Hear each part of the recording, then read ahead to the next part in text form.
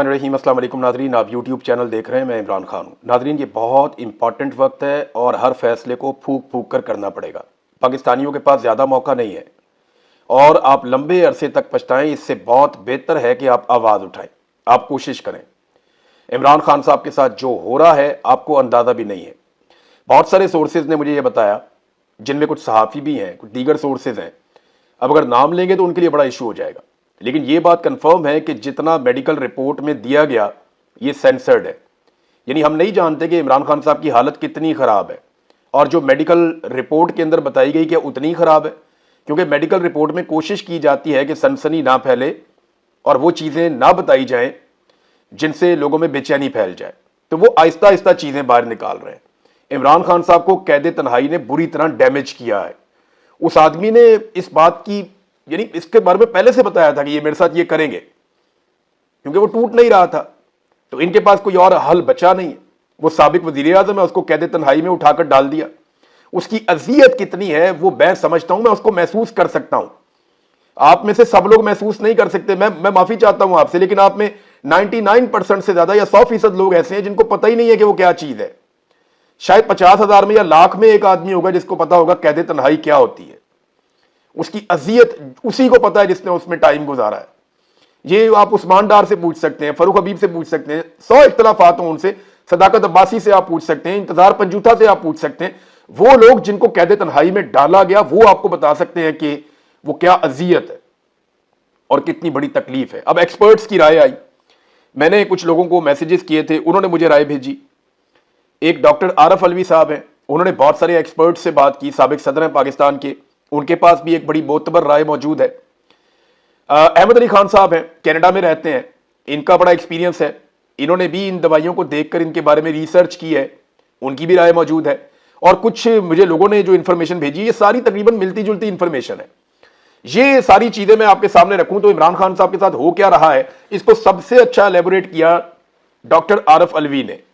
वो कहते हैं जो सबसे ज्यादा परेशानी वाली बात है वो ये है कि उनकी जहनी दबाव और इस्तराब की एक कैफियत है, कि उनके ऊपर एक जहनी दबाव है। दिल की धड़कन में बेतरतीबी है, कभी ज्यादा हो जाती है, कभी कम हो जाती है, ब्लड प्रेशर ऊपर नीचे जाता है, और बढ़ता हुआ ब्लड प्रेशर। रिपोर्ट में नींद की कमी का जिक्र नहीं है, लेकिन अगर आप दवाइयां देखें तो उनके अंदर ऐसी दवाइयां मौजूद हैं जो इंसान को सुलाने का काम करती हैं। मैं इमरान खान को, वो कहते हैं 35 साल से जानता हूं, इससे ज्यादा टाइम हो गया। ज़हनी दबाव कभी उनकी कमजोरी रहा ही नहीं, और जो भी इमरान खान को जानता है वो असाब की जंग का मास्टर है। ये उसके आसाब तोड़ने के लिए, उसको ज़हनी तौर पे दबाव में लेने के लिए कैद तन्हाई में रख के जुल्म कर रहे हैं, टॉर्चर कर रहे हैं।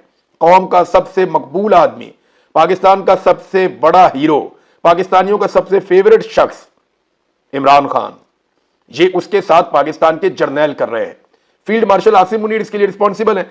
वो कहते हैं जी कि 3 साल की कैद और मुकम्मल तन्हाई ने इन पे क्या असरात डाले हैं, ये चीज अब ये रिपोर्ट खुद बता रही है। वो ये कहते हैं इन वजूहात को समझना बिल्कुल मुश्किल नहीं है। मुल्क की सूरत हाल आप देख लें, जेल में जो उनके दीगर साथी कैद हैं उनको देख लें, जो साथी उनके शहीद हो गए वो मामला आप देख लें, जिन लोगों के लोग शहीद हो गए उनके जो लवायकीन हैं उनकी फिक्र भी इमरान खान साहब को। खुद उनकी अपनी एक तन्हाई है, ना अखबार है ना किताबें हैं, बाहर की दुनिया से मुकम्मल तौर पर उनको बेखबर रखा जाता है। और बिलाशुबा बुशरा बीबी, एक उनकी बीवी को उठाकर जेल के अंदर बंद कर देना एक मर्द के लिए, एक इज्जतदार आदमी के लिए बहुत बहुत सीरियस इशू है।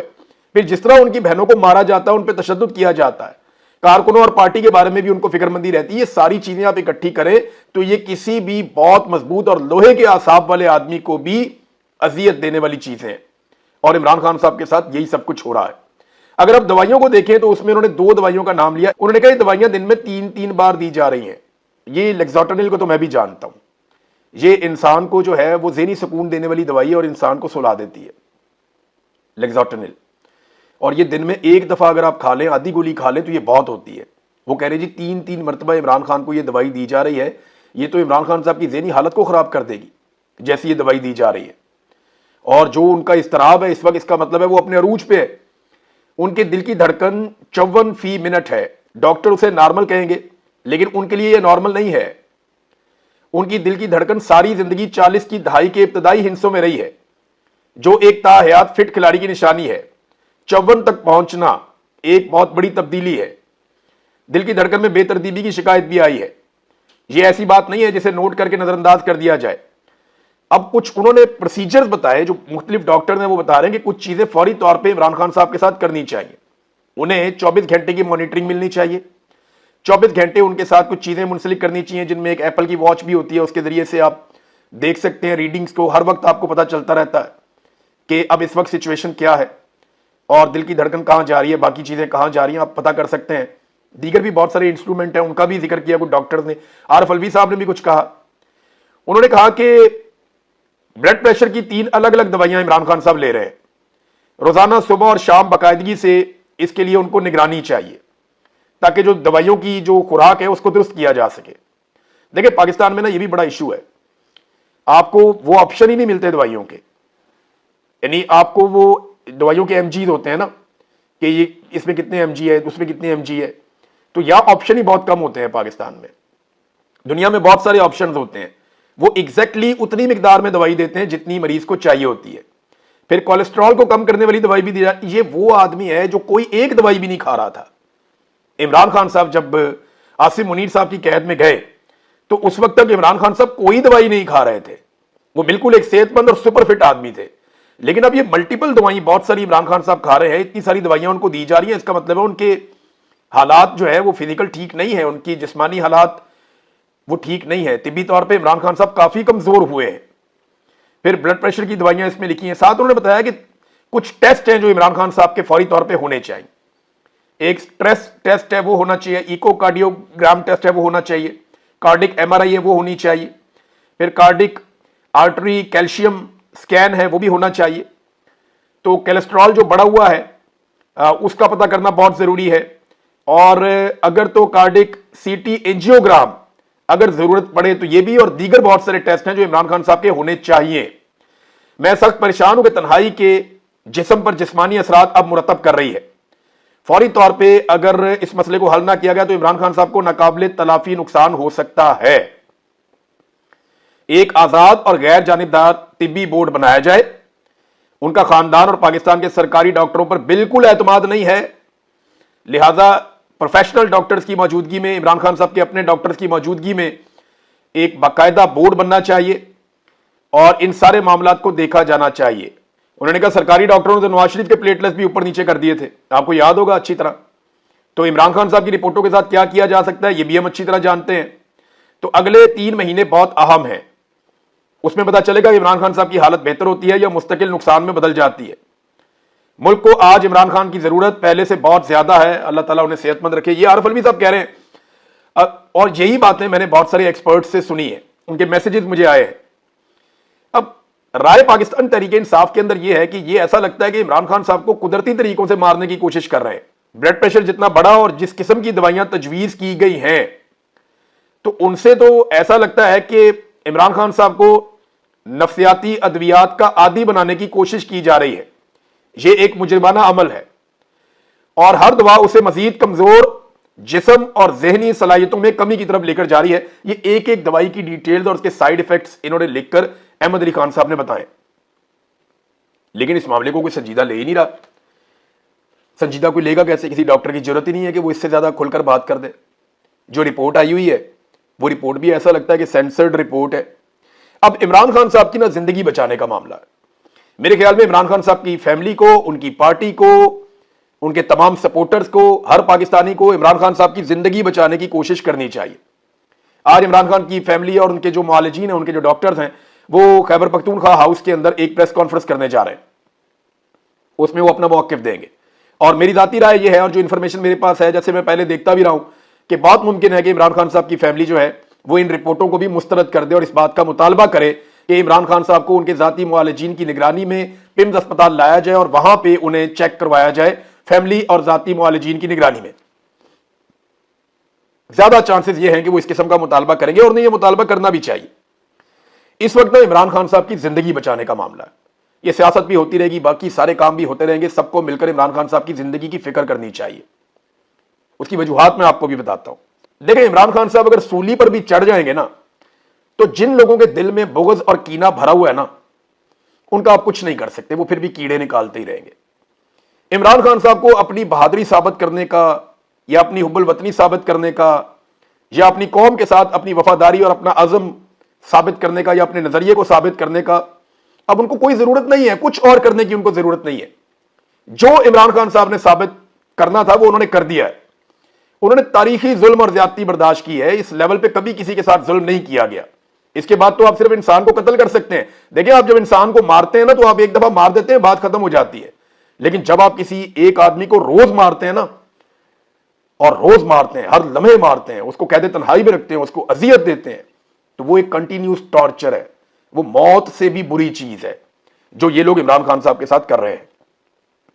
اب ایک 74 سال کا آدمی ہے، وہ کسی صورت بھی اتنا کچھ برداشت نہیں کر سکتا جو کچھ عمران خان صاحب نے برداشت کیا، اور بڑی استقامت کے ساتھ برداشت کیا۔ انہیں کچھ اور ثابت کرنے کی ضرورت نہیں ہے، سب کو ان کی صحت کی فکر کرنی چاہیے، باقی ساری چیزیں ہوتی رہیں گی۔ خواجہ آصف نے کہا جی کہ فیصلہ حکومت نے نہیں کرنا، فیصلہ ہائیبرڈ نظام نے مل کر کرنا ہے، یعنی اسٹیبلشمنٹ حکومت مل کے فیصلہ کرے گی۔ شہباز شریف نے تو یہ کہا تھا وزیر اعلیٰ خیبر پختونخوا کو کہ جناب میں پوچھ کر بتاتا ہوں، کس سے؟ عاصم منیر سے ہی پوچھ کر بتانا تھا۔ تو عمران خان صاحب کی زندگی کو کنٹرول کرنے کا جو فیصلہ کیا ہوا ہے تو اللہ رب العزت کے قبضے میں ہم سب کی جان ہے، لیکن یہاں پہ جو زمینی خدا بنے ہوئے عاصم منیر صاحب نے کنٹرول کیا ہوا ہے چیزوں کو، یہ ان کا پرابلم ہے اور کسی کا پرابلم نہیں ہے۔ نواز شریف کو عمران خان صاحب سے دشمنی ہے، بلکہ میں نے آپ کو کئی مرتبہ بتایا کہ نواز شریف نے یہ بار بار مطالبہ کیا کہ عمران خان سے چھٹکارا دلوایا جائے، اور عاصم منیر جو ہے وہ یہ عمل کریں گے یا کر رہے ہیں۔ جو ایکٹیویٹی ہے وہ عاصم منیر سے کروائی جا رہی ہے، اس کو ایگزیکیوٹ عاصم منیر صاحب کر رہے ہیں، اور نواز شریف صاحب کی یہ خواہش ہے۔ فہد شہباز صاحب ہیں ہمارے بڑے اچھے جرنلسٹ، انہوں نے ایک انفارمیشن لیک کی تھی، وہ ساری انفارمیشن نکالی تھی، اور انہوں نے یہ بتایا تھا دعوے کے ساتھ کہ نواز شریف نے ایک میٹنگ میں کھلے عام یہ کہا کہ عمران خان کو ٹھوک دو، اچھا موقع ہے۔ جو موجودہ وزیر اعظم ہے اس کو کہا تھا کہ آج سارا کچھ ہماری فیور میں، عمران خان کو ٹھوک دو، یہ وقت ہے۔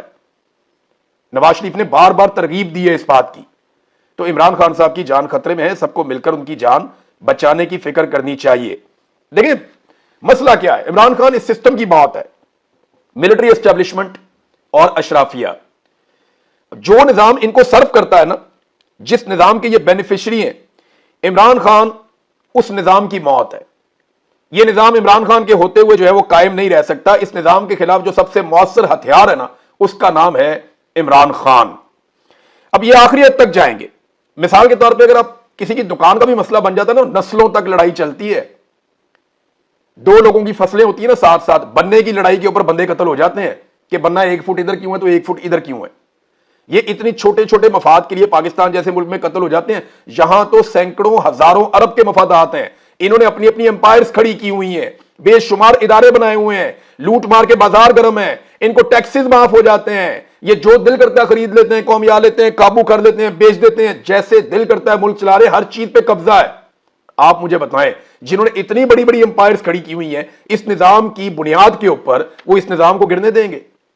اور عمران خان اس نظام کے خلاف ایک ضد ہے، اس نظام کے خلاف بڑا مؤثر ہتھیار ہے، اس لیے عمران خان بہت خطرے میں۔ اور یاد رکھیے گا، میں صرف اتنی بات آپ کو بتاؤں گا کہ یہ سسٹم یا یہ لوگ عمران خان کو کبھی جیل میں مارنے کا رسک نہیں لیں گے، کیونکہ مرسی کو بھی جیل میں نہیں مارا گیا تھا۔ میں بار بار آپ کو مرسی کی بات بتاتا ہوں، فارمولا وہی ہے، اور یہ بات سب سے پہلے عمران خان نے خود کہی تھی، اور میں نے ان کے کہنے کے بعد مرسی والا پورا ماڈل سٹڈی کیا تھا کہ وہاں کیا کیا ہوا، کس کس طریقے سے ہوا۔ وہاں پہ بھی سنائپر رائفل استعمال کی گئی تھی، اوپر سے لوگوں کو گولیاں ماری گئی تھی، مظاہرین کو۔ جو پاکستان میں ہو رہا ہے ڈٹو بالکل ایسا، یہ سب کچھ ہوا۔ ایسا لگتا ہے کہ ریپیٹ ٹیلی کاسٹ چل رہا ہے پاکستان میں، جو وہاں پہ مصر میں ہوا تھا۔ عمران خان نے خود نشاندہی کی تھی، اور وہی ہم نے یہاں پہ سارا کچھ ہوتا ہوا دیکھا۔ یہ نظام نا عمران خان کو پہچان گیا، اور وہ رسک نہیں لیں گے، اور جیل میں مارنے کا رسک تو بالکل نہیں لیں گے۔ لہذا ایسا بندوبست کرنا چاہیے، عالمی سطح پر آواز اٹھانی چاہیے، اور عمران خان صاحب کی حفاظت اس وقت سب کی ذمہ داری ہونی چاہیے۔ خواجہ آصف نے کہا کہ ہائیبرڈ نظام ہمارے ساتھ مل کر یہ سارا کچھ کرے گا۔ پاکستان تحریک انصاف نے اس کا بڑا زبردست طریقے سے ایک جواب دیا ہے سوشل میڈیا پہ۔ انہوں نے کہا تاحیات استثنا لے کر بھی عمران خان کے نام سے، عمران خان کی آواز سے، عمران خان کے الفاظ سے، عمران خان کے پیغام سے، حتیٰ کہ عمران خان کی ایک جھلک سے بھی خوف زدہ ہونے والا وہ بزدل کون ہے؟ اگر جیل میں مجھے کچھ ہوتا ہے تو اس کا ذمہ دار عاصم منیر ہوگا۔ عاصم منیر تاریخ کا ظالم ترین ڈکٹیٹر اور ایک ذہنی مریض ہے۔ اس میں نہ کوئی اخلاقیات ہیں اور نہ ہی اسلام کی سمجھ ہے۔ اس کی اخلاقی پستی کی وجہ سے پاکستان میں آئین اور قانون مکمل طور پر ختم ہو چکے ہیں، اور کسی بھی پاکستانی کے بنیادی انسانی حقوق اب محفوظ نہیں ہیں۔ یہ عمران خان صاحب نے کہا تھا، ان کا سٹیٹمنٹ جو ہے وہ پاکستان تحریک انصاف نے لگایا ہے۔ تو ناظرین یہ سب کو فکر کرنے کی ضرورت ہے، لڑائی کے بعد جو مکہ یاد آئے نا وہ اپنے منہ پہ مارنا چاہیے۔ پاکستانیوں کو اگر کوئی آدمی اس وقت اکٹھا کر سکتا ہے، اس وقت پاکستان جتنا بکھر گیا ہے، اس نفرت کو اگر کوئی آدمی اس وقت قابو کر سکتا ہے، عوام اور اداروں کے بیچ میں جو فاصلے ہیں اس وقت اگر کوئی شخص انہیں مٹا سکتا ہے، اور چاروں صوبوں میں پورے پاکستان میں ہر جگہ پہ اگر کسی آدمی کی بات سنی جاتی ہے تو وہ عمران خان ہے۔ ہمیں یہ موقع بار بار نہیں ملے گا، اور اگر یہاں سے ہم کہیں بگڑ گئے اور معاملہ اس طرف چلا گیا خدا نہ خواستہ جس کے خدشات ہیں، تو پھر پاکستان کو خدا نہ خواستہ، میں یہ کہنا نہیں چاہتا، پاکستان کا سنبھلنا اور اسٹیبلشمنٹ کا سروائیو کرنا یہ پاکستان میں تقریباً ناممکن ہو جائے گا۔ ناظرین دو تین خبریں چھوٹی چھوٹی میں آپ کے سامنے رکھ دیتا ہوں۔ نمبر ایک یہ ہے کہ لاہور ہنجروال میں ایک اور معصوم بچہ گٹر میں گر کر فوت ہو گیا، 7 سال بچے کی عمر تھی۔ یہ ہر تھوڑے دن بعد واقعہ ہوتا ہے، کبھی ایکشن لیتے ہیں کبھی چپ کر جاتے ہیں۔ بچہ فوت ہونے کے بعد جو گٹر کے اوپر ڈھکن رکھ دیا گیا، تو اس کے فوت ہونے سے پہلے رکھ دیتے۔ اب 7 سال تک ایک ماں نے اپنا بچہ پالا ہے۔ مریم نواز نے اپنے بیٹے کے بارے میں کہا کہ تم میری انویسٹمنٹ ہو۔ جنید نے گاڑی تیز چلائی، انہوں نے کہا تم میری انویسٹمنٹ ہو۔ تو یہ 7 سال کی کسی ماں کی انویسٹمنٹ نہیں تھا یہ بچہ؟ کیا اسے اپنی ماں کو بچے سے پیار نہیں تھا؟ یہ جو نااہلی ہے، یعنی یہ تو کوئی بہت بڑی راکٹ سائنس نہیں ہے۔ اگر آپ سختی کر رہے ہیں تمام گٹروں کے اوپر ڈھکن ہونا چاہیے۔ وہ بچہ گٹر میں گرتا ہے اور فوت ہو جاتا ہے، بہت ہی افسوسناک اور تکلیف دہ بات ہے۔ ناظرین تمغوں کی لوٹ سے لگی ہوئی ہے، 19 وزیروں کو تمغے دیے جا چکے ہیں، 19 وزراء کو تمغے دیے گئے ہیں، اور سول ایوارڈز بھی دیے جا چکے ہیں جو سب سے بڑے ہیں۔ 10 نشان امتیاز، اعلیٰ ترین ایوارڈ ہے پاکستان کا، یہ بھی وزراء کو دیے جا چکے ہیں۔ پاکستان کی نالائق اور نکمی ترین حکومت ہے، اور سب سے زیادہ تمغے بھی انہوں نے اپنی کیبنٹ کو بانٹ دیے، 19 وزیروں کو تمغے بانٹ دیے۔ سب سے نالائق، پاکستان کا سب سے زیادہ بیڑا غرق اس حکومت میں ہوا۔ یہ میں نہیں کہہ رہا، حکومتی اعداد و شمار کہہ رہے ہیں، لیکن سب سے زیادہ تمغے بھی انہی وزیروں کو مل رہے ہیں۔ اندازہ کیجئے نظام کیسے چل رہا ہے، لوٹ سے لگی ہوئی ہے، اس کو بھی تمغہ دے دو، اس کو بھی تمغہ دے دو۔ وہ کیا کہتے تھے، انا ونڈے ریڑیاں مڑ مڑ اپنے اپنوں کو دیتے ہیں، اور دیتے بھی ایسے ہیں جیسے کوئی پتہ نہیں انعام اپنی جیب سے دے رہے ہیں۔ بھئی یہ پاکستان کا ریاستی ایوارڈ ہے، یا بہت بڑی زیادتی کر رہے ہیں، اب ان کی بے توقیری کر رہے ہیں۔ آخری ناظرین خبر میں آپ کو یہ دیتا ہوں کہ ڈونلڈ ٹرمپ نے عمان کو دھمکی لگا دی کہ اگر وہ رستے میں آئے نا، یا امریکی پالیسی کے رستے میں آئے، تو امریکہ عمان کے اوپر شدید بمباری کر دے گا۔ اگر یہ خلیجی ملک عمان امریکی حکمت عملی میں مداخلت کرتا ہے تو شدید بمباری ہوگی عمان کے اوپر، یہ ڈونلڈ ٹرمپ نے کہا۔ دیکھیں اس وقت عمان اور ایران کے اندر آبنائے ہرمز کو لے کر مذاکرات چل رہے ہیں۔ امریکہ وہاں پہ چاہتا ہے کہ پالیسی ان کے مطابق بنے۔ اب یہ خطے کے ممالک ہیں، ان کو طے کرنی ہے چیزیں۔ اب اس قسم کی دھمکی جب ڈونلڈ ٹرمپ نے دی ہے نا، تو مجھے صرف اس کا ایک ہی حل نظر آتا ہے۔ عمان کو چاہیے فوری طور پہ سعودی عرب، پاکستان اور ترکی نے جو اتحاد بنایا نا، یہ اس کا حصہ بن جائے فوری طور پہ۔ ترکی، پاکستان اور سعودی عرب کے اتحاد کا حصہ بنے، کیونکہ ان ممالک نے کہا ہے کہ باقی ممالک بھی اس اتحاد کا حصہ بن سکتے ہیں۔ عمان کو فوراً اس اتحاد کا حصہ بننا چاہیے، تاکہ اگر امریکہ عمان پہ اٹیک کرے تو یہ سارے ملک مل کر واپس امریکہ کے اوپر اٹیک کر سکیں، تو تب پتہ بھی چل جائے گا کہ ایکچولی یہ اتحاد بنا کیوں ہے اور کس کے خلاف بنا ہے۔ اب تک اتنی، اپنا خیال رکھیں۔